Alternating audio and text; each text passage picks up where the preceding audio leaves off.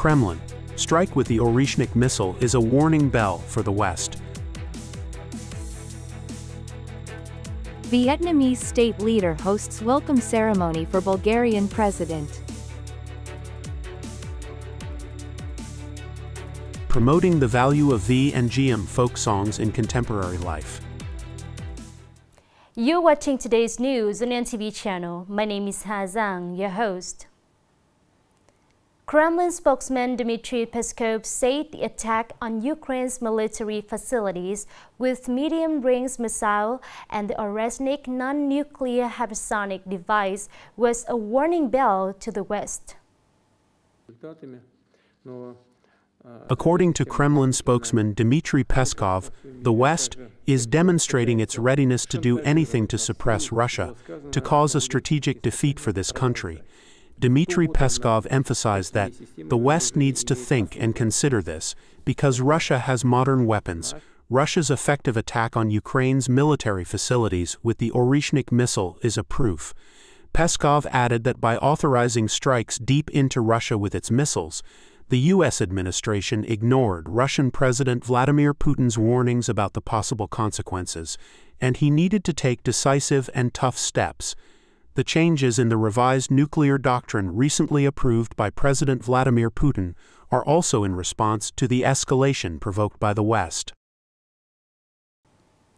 Many areas in Israel have suffered heavy damage to both property and casualties after Hezbollah in Lebanon launched more than 200 rockets at northern and central Israel.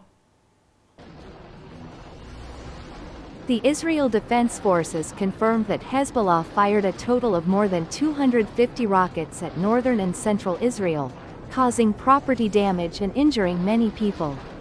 Meanwhile, some Arab sources confirmed that the total number of Hezbollah rockets fired at Israel yesterday was more than 300.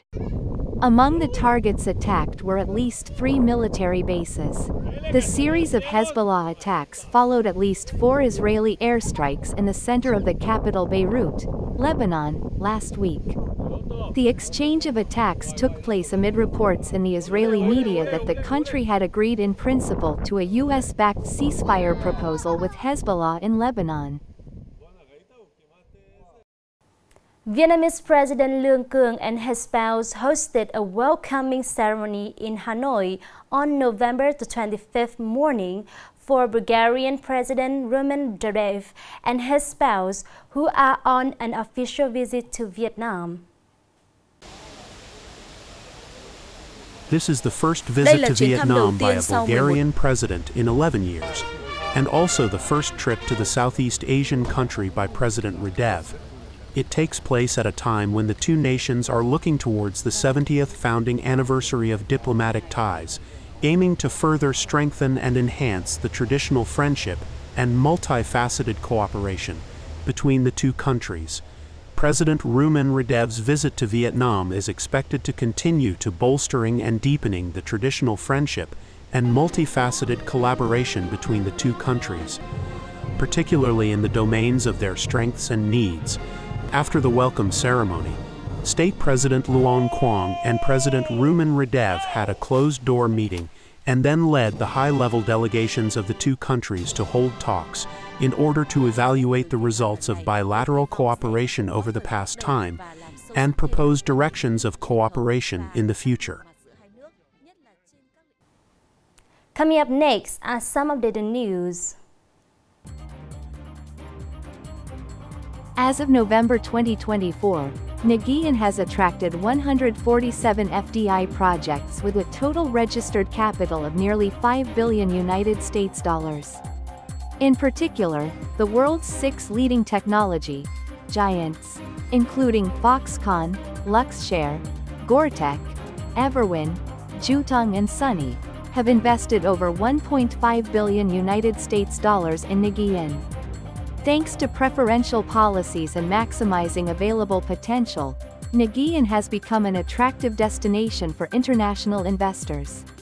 Since 2021, the Southeast Economic Zone has attracted 53 FDI projects with a total capital of $2.3 billion United States dollars.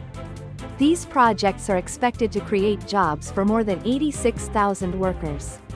Currently, more than 40,000 workers have jobs in industrial parks in Nghệ An, with an average income of over 8 million Vietnamese dongs per month.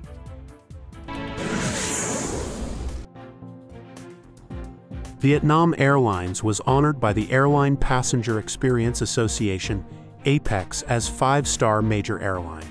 This is the second consecutive year that Vietnam Airlines has received this prestigious international title. This is a continuation of the success of 2023, when Vietnam Airlines was honored by APEX as a 5-star international airline. APEX's award is only valid for 2 years, requiring airlines to continuously improve customer experience to maintain and continue to achieve this title.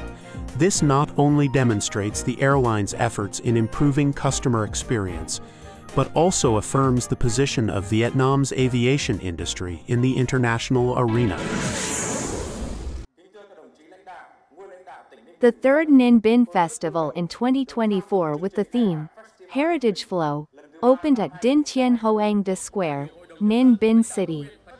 This is a cultural, tourism event of great significance, recreating the glorious historical milestones of the nation.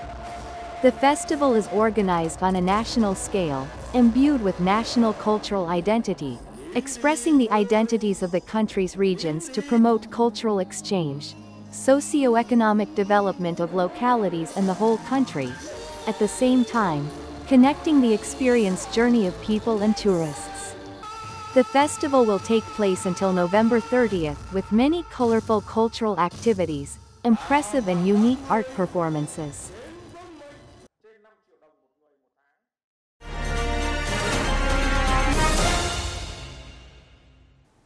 Moving on to today's story. Like other types of intangible cultural heritage, Nghệ, tỉnh, Vi and Giam folk songs belong to the community, live in the community. They are preserved and promoted by the community. Currently, the space for practicing Vi and Giam folk song heritage is quite popular, such as in community activities, Vi and Giam folk song festival, or tourist attractions.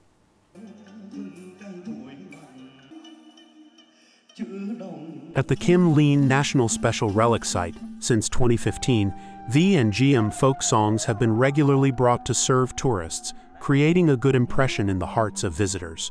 In Vinh City, since 2022, Vi and Giam folk song performances have been held on walking streets, creating interesting highlights every weekend, attracting the attention of a large number of people. Meanwhile, in Kua Lo town, it is the Vi and Giam folk songs that introduce the homeland, the country, and the people of Nghệ An, attracting tourists from all over the world, so that they can better understand the beauty of Nghệ An folk songs.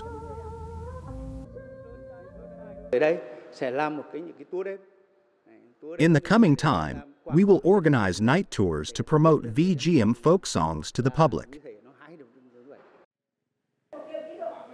However, to bring Vi and Giam folk songs into life in a more vivid and closer way to the people and tourists, the clubs must also choose performance venues that are suitable for the performance space of folk songs. The programs and performances need to be carefully and meticulously prepared, combining traditional and contemporary performance styles to meet the enjoyment needs of tourists. 19 Vi and Giam folk songs must be developed in the fields and in production labor.